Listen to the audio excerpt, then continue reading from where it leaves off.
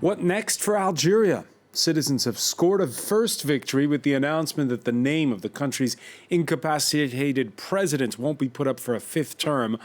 Along the way, they've proven wrong those warnings that protests would foment chaos and a return to the blood years of civil war. A victory for peaceful change? Perhaps not quite yet. A new constitution has been promised, but no timetable has been set formally, nor has a departure date for Abdelaziz Bouteflika, who officially is still head of state, even though it's been years since he's spoken in public. The new prime minister was until now interior minister, and potential successors are all Algiers insiders. So, will it all die down? Or can we expect those citizens to return to the streets to demand more? Whoever next runs Algeria, it will certainly be the first leader who won't have fought for independence from France. How does an oil and gas-rich nation with a bureaucratic state-run economy meet the aspirations of a young population that no longer wants the nation to be defined by its past? Today in the France 24 debate, we're asking what happens after Bouteflika. And joining us from Drab and Keda, that's in eastern Algeria, Franco-Algerian lawmaker and activist Madjid Messaoudene. Thanks for being with us. Good evening. Thanks for the invitation. From London, Algerian human rights attorney Saad Djebbar. Welcome to the show. Thank you. From Barcelona, journalist Francis Ghilès, senior research fellow at CDUB, the Barcelona Center for International Affairs. Nice to see you. Thank you. Political scientist Nicolas Tenzer teaches at Paris's prestigious political science institute Sciences Po. Well, thank you for stopping in. My pleasure. And thanks as well to France 24's Meriem Amellal, who's been following it all. The France 24 debate on Facebook and Twitter, hashtag F24debate. Yeah, they're keeping up the pressure this Tuesday. New demonstrations in the capital and other cities. Protesters demanding immediate political changes. The private television station NNR reporting a strike at the Mediterranean port of Béjaïa. It's a France 24 report read by Laurent Berstecker. Preparing new slogans for a fresh round of protests. A day after Abdelaziz Bouteflika announced he wouldn't run for a fifth consecutive term, Euphoria was slowly giving way to skepticism in the Algerian capital. I'm here to say enough is enough. It's our turn to take over Algeria. We want to see a new generation. We're tired of the old guard. We have great hopes for our country. We want it to evolve and to have a president who's really here. Among the protesters, many young Algerians who weren't convinced by the president's latest announcement. Some were holding up copies of the constitution to denounce the decision to postpone the election. I'm here to ask the regime to leave once and for all. Algerians want to build a second republic without them. Many protesters are worried that even with Bouteflika gone, the country's political elite will continue to pull the strings. They're calling for immediate change, and on social media, some have already begun to plan a fourth Friday of demonstrations. Madjid Messaoudene, the images in that report from the capital, what's it like in Kabylia, where you are? Well, it's the same, huge demonstrations, but also a huge strike since like 5 days. No shop open since last Sunday. So they are really involved in this movement against Bouteflika and against the regime. And I think that the Algerian reaction was in two phases. First, a huge joy because Bouteflika announced that he would not run for a fifth mandate, but also lucidity this morning because they are aware of the fact that Bouteflika is still in responsibilities. And what the people want is that Bouteflika has to go, has to renounce, has to give the power to the Algerian people, because Algeria belongs to the Algerian people and not to the regime.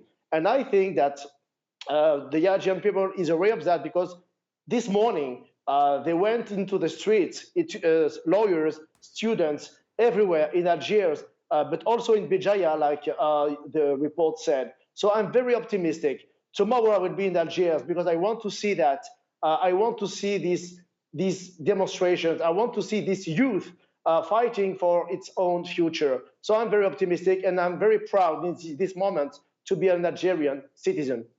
Saad, Djebbar, was it a similar feeling for you personally when you first heard the news that Abdelaziz Bouteflika would not be on the ballot, and now the fact that there has been this national conference that's been proposed to decide on a new constitution? Well, my reaction is the same reaction to the Titanic when the ship was sinking and passengers were asked to change the chairs to resolve the problem.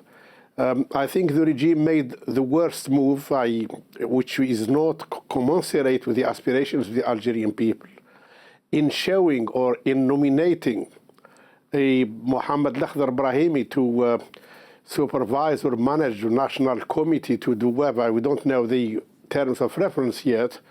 I have the feeling that the regime is self-renewing. In other words, they are trying to recycle themselves.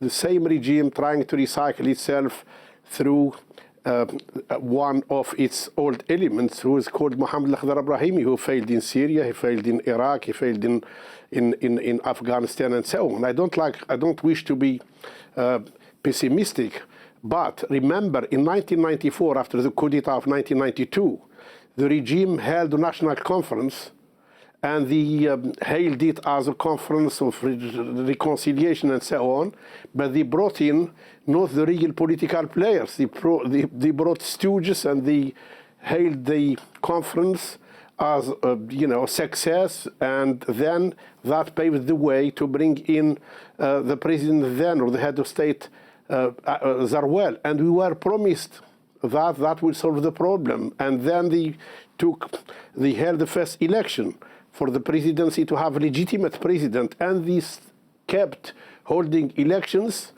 the highest or record number of elections, and promising reforms which have never been materialized. So the Algerian people and any Algerian decent person who hopes or wishes that his country will be looking forward to creating new Algeria, modern Algeria, without being held back by the same reactionary forces who are still running it now. I think the jury will be out.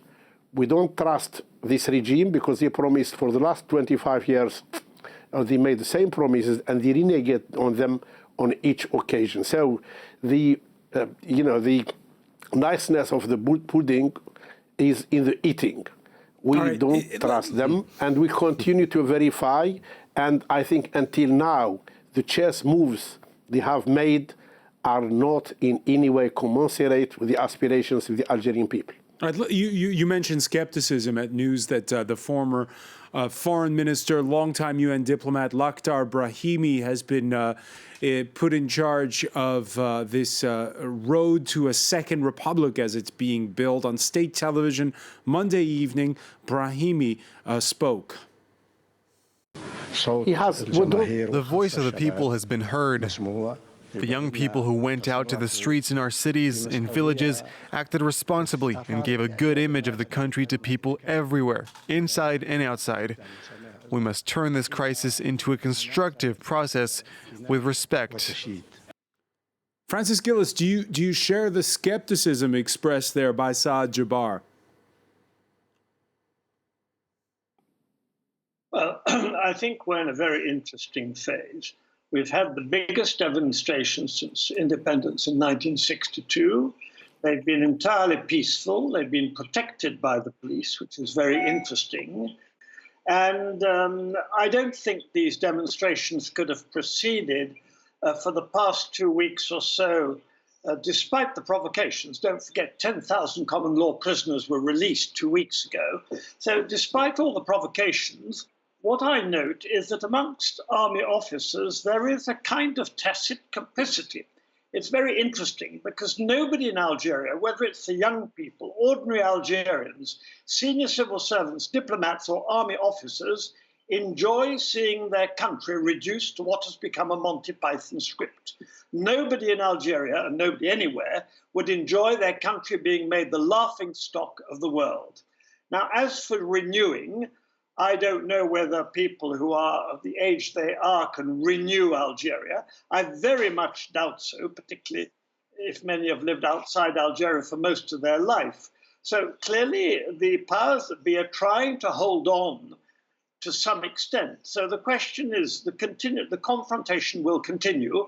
Will it turn violent or not? That is the big question of the next few weeks. Regarding the transition, after April the 18th, Bouteflika will not be the legal president of Algeria. So somebody's going to have to find something. Now, there are people in Algeria who have stature, who are honest, who have worked within the regime over 30, 40 years, who could perfectly well ensure a government of transition. And I'm thinking particularly of the former prime minister who led the great reforms in 89, 91, Mouloud Hamrouche. He is of particular interest because he is an army officer. Somebody's going to have to talk to the army. And whatever the qualities of Mr. Brahimi, which as a diplomat are very great, I cannot see Lakhdar Brahimi talking to the army. Mr. Hamrouche is also squeaky clean, which is very important. Now, many young Algerians may not know his name, but if one put Mr. Hamrouche on television, and as I say, it would have to be a team which was there for 6 months and which made quite clear they were there for 6 months or a year, whatever it takes, that the leader of the team would not stand in the elections, that he would try and clean up the economy to some extent, it's very important, and throw the basis for a more modern Algeria. So I think the regime is resisting, but I can't quite see how it can resist if the demonstrations carry on this scale, and the demonstrations on Friday are going to have, we want a constituent assembly. In other words, we want a new constitution. So yes, the regime is resisting, but I'm not quite sure which way it's going to go at this stage. Let me ask Meriem Amellal, your reaction there, because there is, on the one hand, this call for change, the call to go fast. Are people wary, though, of a power vacuum that could then mean chaos? I think that the protesters who took to the streets these days and even today are really conscious that there's a risk of chaos, but Are they pragmatic? They are pragmatic and they're very mature because they took the most of their parents' and grandparents' experience in the past. I told you last time, it's a new generation which didn't experience the Black Decade, the Civil War, the Independence War, but they have a kind of transmission, a kind of they were told about that, and they know that they know the risks, manipulation, Islamists, and chaos. They knew. They do know all that, so they are mature. Of course, I agree with what was said. I think that there's a test this Friday. We have to. I think that the answer will be this Friday. Those protesters will have to make again a show force to answer to this announcement. What happens if next Friday it goes off the way Meriem describes it, huge turnout, and it's peaceful? Then what does the regime do? Well, I think that the regime has to make new proposals, basically, because the protesters cannot be satisfied with the proposals nowadays.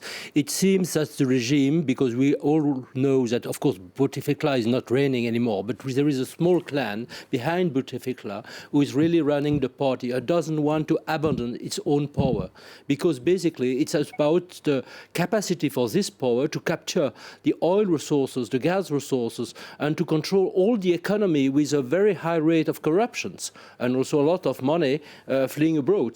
And I think that the main problem is that the regime doesn't want to share the power for this very reason. And how far will they go?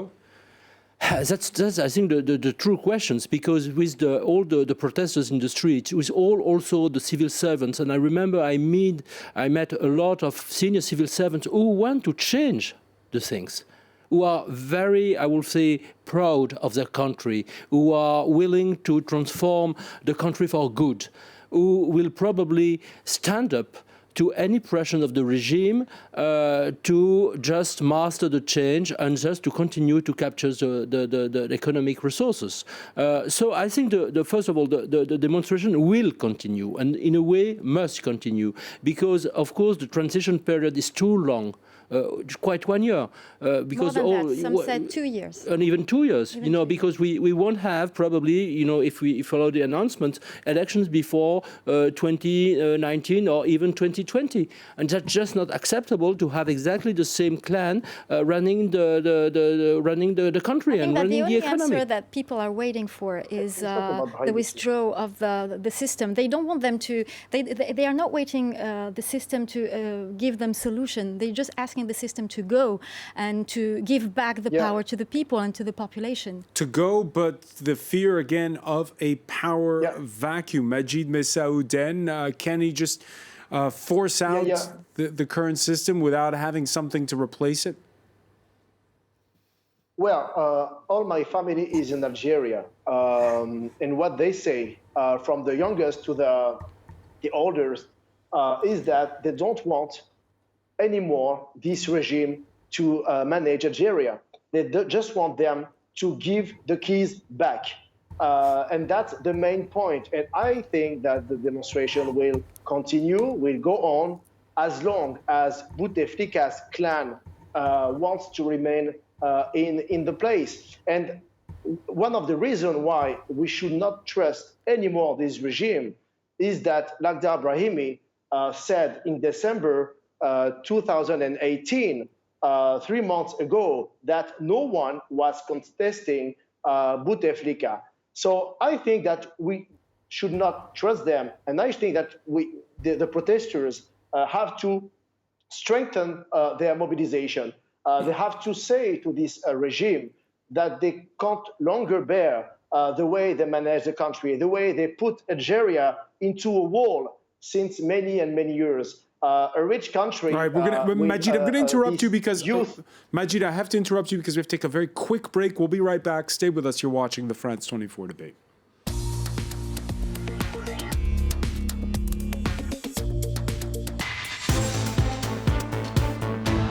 Welcome back, or welcome if you're just joining us. It's the France 24 debate, and we're talking on the day after Abdelaziz Bouteflika's name was taken off the ballot for a presidential election scheduled for April the 18th, which has now been delayed in Algeria in the face of the biggest protests that country has witnessed in decades. With us to talk about it, Madjid Messaoudene, who joins us from the eastern Kabylia region. Also with us from London, human rights attorney Saad Djebbar.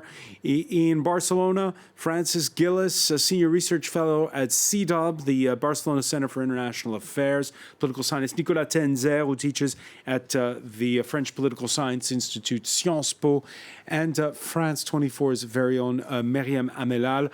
Before the break, we were wondering how fast can the transition go? Who can manage it? Now, for the time being, it's the man who was until Monday Interior Minister, Noureddine Bedoui, who's the new Prime Minister. Algeria getting a technocrat who's used to administering the state superintendents as its leader for the time being. Maud Julien has more on that.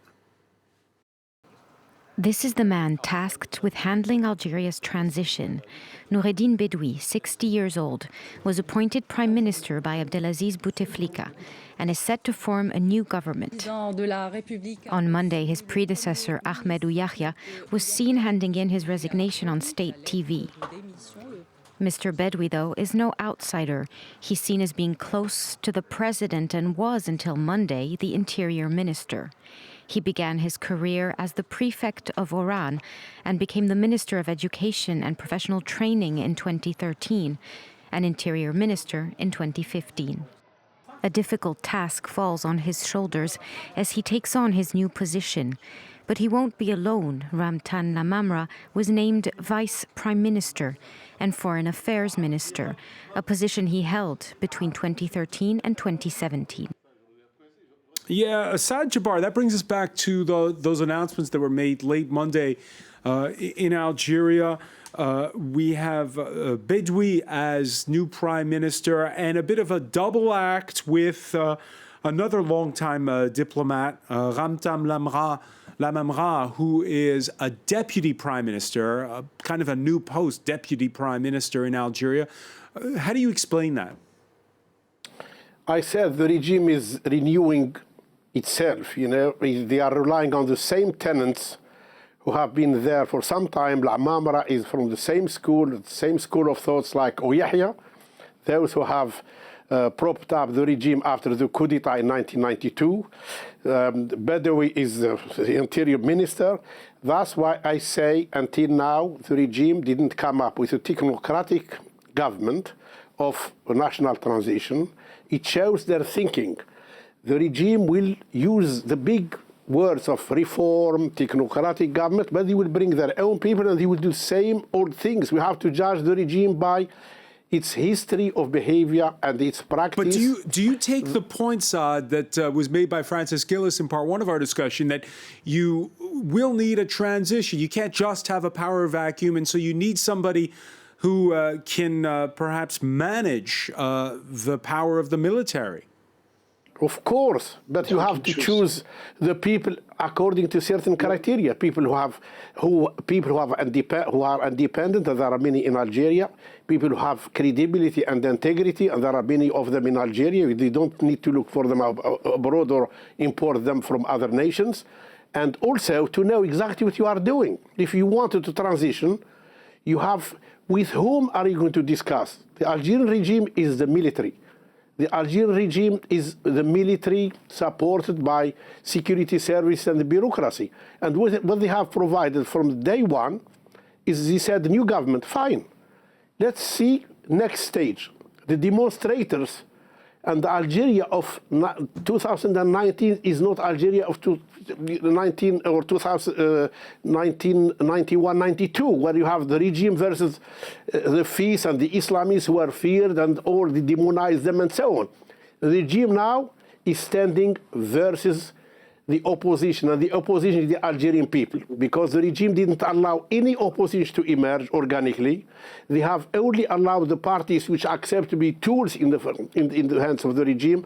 Therefore, Algeria, instead of having a cushion called opposition parties, those parties don't exist. So the only now two parties which exist are the regime versus the people. How to go forward? We have many examples in history. If the regime is genuinely willing to commit to change and firmly to accept, to hand over, there are means and there are ways. But until now, the signals they have sent, they don't show that they are acting in good faith or the mean business. They haven't heard, I don't think, that they are taking seriously that Algeria is from north to south, east to west, are calling for freedom from the totalitarianism and dictatorship like they called in 1954 to 1962 to liberate themselves from the French. We are living the same revolution but a different one.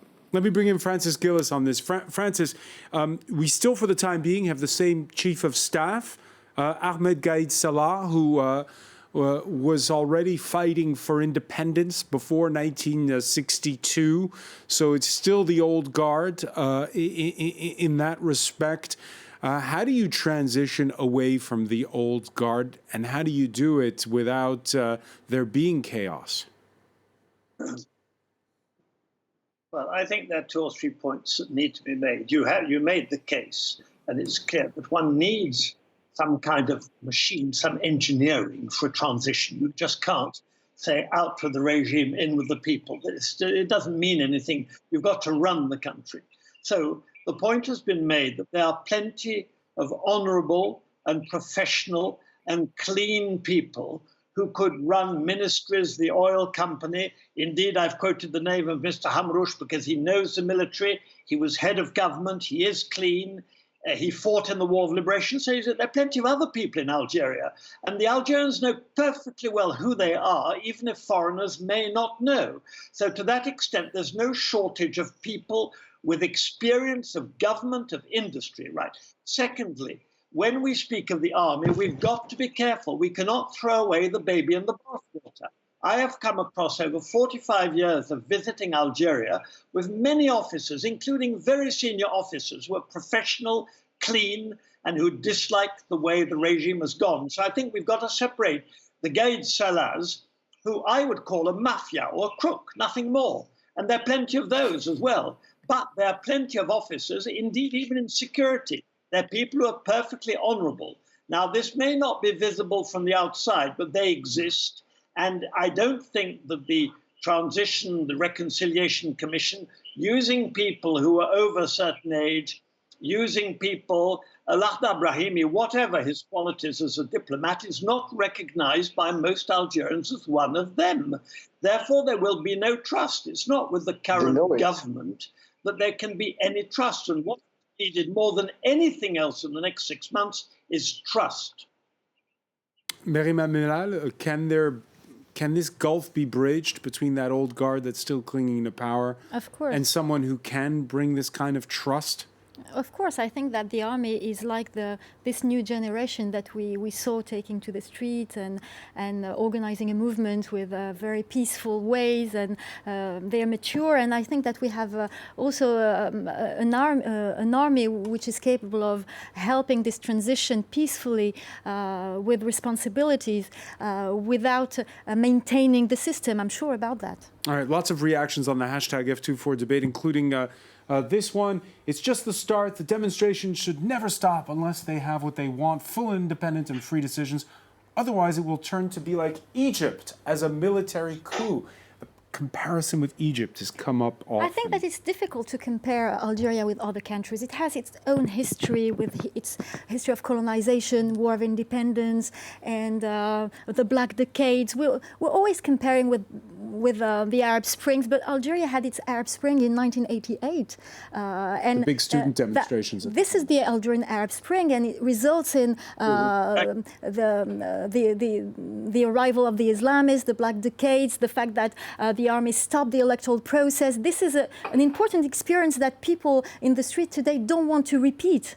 This is an important. I think that it's another step today in Algeria. Madjid, Messaoudene, is that something that's high on people's minds that you speak to where you are? People are cautious and wary because of what happened during the Civil War years? No, because the majority of the people that are taking. Can I answer? First Madjid, then Francis. Go ahead. Madjid. Well, yes, I was saying that most of the people that are taking the streets now are very young. If I take the example of my cousins that are demonstrating every week, they are not concerned about this blackmail made by the government to choose between autocracy, to choose between corruption and Islamists. As I told you last time, there's a third voice, and this third voice is the Algerian people, and they cannot expect the Algerian people to trust them if they recycle, like it was said, people from their administration. Many people that are in responsibilities today were already managing Algeria, and I was not born yet. So this regime can't continue anymore. This regime has to stop. And I think I'm very optimistic. I repeat it every time. The demonstration will not stop till the regime is in this place. And as Meriem Amellal said, we cannot compare Algeria to any other country because its history is very unique, specific. It's a young country that has been colonized by France for more than 100 years. And it's a new country, and the youth, especially the youth, is claiming a real democracy, civil rights, freedom, and no one and nothing can stop them. And really, being there today, since a few days, they have nothing to lose. They tell me, we will demonstrate till the end, because they are feeling that something is happening, and they will not stop till this regime is running Algeria and putting Algeria into the wall. Nicolas Tenzer. Yes, I think that, all the narrative, I or the chaos is used by all the dictators around the world, and especially, in the Arab region. And I think that, all the people are saying, and especially the power is saying, well, if we don't stay in the power, if we are not managing a peaceful transition, then we will have the Islamists. But if we consider the reality in Algeria right now, you don't have a lot of Islamist groups. You have some, of course, but I think that's not something that we have to fear right now. Of course, there is a small risk, but I think the real problem is that there will be more risk if the government is just trying to maintain its own power and to rule over the economy and the society. And the second thing is that if you see all the young protesters, you should not forget that you have 1.7 million students in Algeria, that you have, among them, most of them are women, not men. And I think you have these well-educated people, very well-trained people, and they are able to exercise the power. You agree with that, Francis Ghilès, that if you have an election tomorrow, it won't be like in 1991, where the first big multi-party election, the first round, it's the Islamists who came out way ahead, and that's when the whole process was stopped by the military? Well, I think you can't compare. I covered that period as North Africa correspondent for the Financial Times and doing a lot of BBC work. The marches of the Islamists through Algiers, where men and women were separated, there was something death-like about those things. There was a basic breakdown in society. Today, what we see in the streets of Algiers is young people dressed in European-style clothes. They could be Mediterranean from anywhere in Spain, France, or Italy. Some women are veiled, most of the young ones are not. The line of fracture no longer runs on Islamists versus non-Islamists. And one of the problems of reporting in the West, not least in France, in Britain, and Spain, is that we continue to speak of terrorism, radical Islam, Islam, Islam, Islam. But I'm sorry, the problems of Algeria are not those. Now, when we come to the young people, they have shown a maturity, or the demonstrators have shown a maturity and a sophistication that would put many European demonstrators to shame. So these people are very mature. Now, one thing that must be avoided at all costs is violence, because our friend who comes from Kabylia knows what the revolt of 2001 in Kabylia did enormous damage to Kabylia. And when you confront a regime like that with violence, you end up on the floor. So this must be avoided at all costs, all the more as we have the War of Liberation, then we have the Black Decade. It gets you nowhere. And this is where the demonstrators, and I'm sure a lot of Algerians in their 20s and 30s and 40s and 50s, entirely agree. Because if you look at the crowds, there are a lot of people in their 40s and their 50s. There were big entrepreneurs in the street. There were artists. There was the whole of Algerian society. I mean, 1/4 of the Algerians between the ages of 15 and 60 were in the streets in the last 2 weeks. So I think what the question is finding the mechanism. The regime, or at least the rotten part of the regime, let's say, will try and resist. But there again, not everybody is rotten, which is why we've got to be very careful. When we speak of entrepreneurs in the private sector, some of them are rentiers, close to the Bouteflikas, and they should go. Others, like the richest man in Algeria, who is a Kabyle, Saad, has created more than 100,000 jobs. And there are plenty of those in Algeria. And if you take every walk of society, every trade, you've got people who are good, who are honest, who've been trying to survive in this very difficult regime, and others who are not. All right, I want to talk about the weight of the past, because we have the weight of the past that we just described with the blood years. There's the weight of the past with the fight for independence. So when there are remarks from this side of the Mediterranean, well, everybody pays a little bit closer attention. France's president was asked about the change of foot in Algeria. Emmanuel Macron happens to be in Djibouti on the first leg of a tour of East Africa. Maintenant, il appartient It's now up to Algeria to make sure that over the next few weeks and months, this conference takes place in order to produce constitutional proposals that will lead to the holding of a referendum. It should be a reasonable transition that takes place within a democratic framework in complete transparency. Saad, Djebbar, your thoughts on Emmanuel Macron's words? I think we shouldn't engage in any cosmetic exercise without knowing, firstly, whether the regime really intend to accept the people's will, because the people have spoken and voted with their feet. They have voted in their demonstrations that they don't want this regime. They wanted change. We have to work, as Francis Ghilès said, we have now to force the regime by issuing or putting forward certain proposals. Just, the normal people, because the streets or the people themselves have to produce their own leaders. We don't want cosmetic or, exercise to say, look, we have consulted and they do this with the same old ways. Now, the responsibility falls on the regime itself. But let's just a question about, let me ask the question about France, because we have this reaction on the hashtag F24 debate, warning the French president, stay away from the decisions about the future of Algeria. It's our country, our destiny, and the people said their word.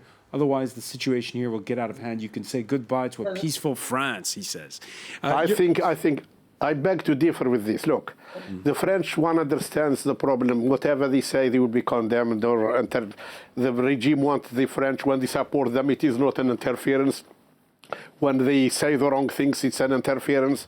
One should take the matters, above that, take matters forward. Algeria needs the whole support of the democratic nations. We are 1 hour from Marseille or from Spain. We haven't taken advantage, especially the regime itself. They are using the past in order not to move forward. If we relied on the French to support us, to get us the best favored nation with the European community, like the Polish and other Eastern Europeans relied on Germany and others, we haven't made use of any past either with the enemy or with the French. Therefore, there was a total failure. I hope that the French will really play a positive role in encouraging an organic transition and organic democratization in Algeria, because the future is, when you have legitimate and democratic government in Algeria, they will not use the past in order to beat you.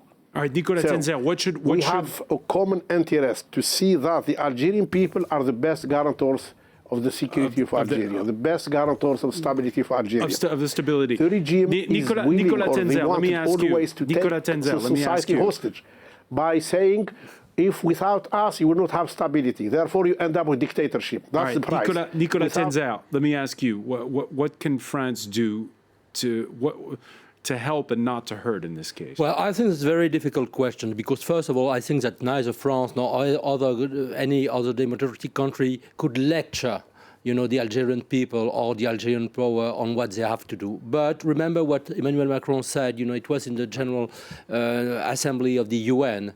We are siding with the freedom fighters. It means that we have to engage with all the people supporting freedom there. That we have to do. But of course, we cannot lecture, we cannot say, you must do that, and not do that.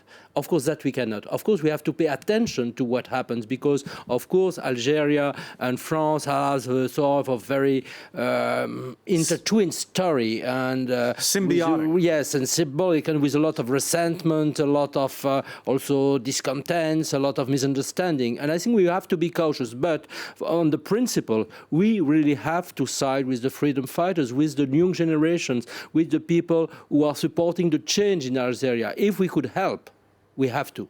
Unfortunately, I think that everything that comes from France is very suspicious, even from this young crowd. I think that I agree with you. We must be very, very cautious when you talk about Algeria, when you're French president, and even when you're not French. A few days ago, Washington reacted to this movement and demonstration in Algeria, and I remember one slogan on the street during the demonstration saying, "Dear US, stay away from our problems. It's family problems. There's no more oil.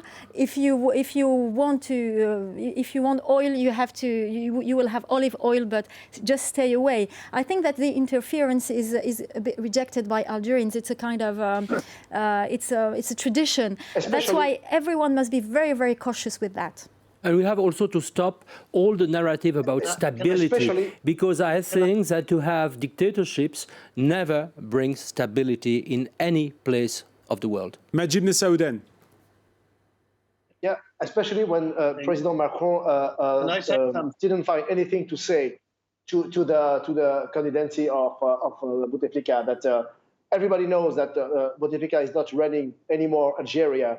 And as the French president, he didn't find anything to say to this fifth mandate. So nobody trusts Emmanuel Macron on what he can say to the Algerian people. And they want him to stay back to take care of the French people because he has enough problems to solve there.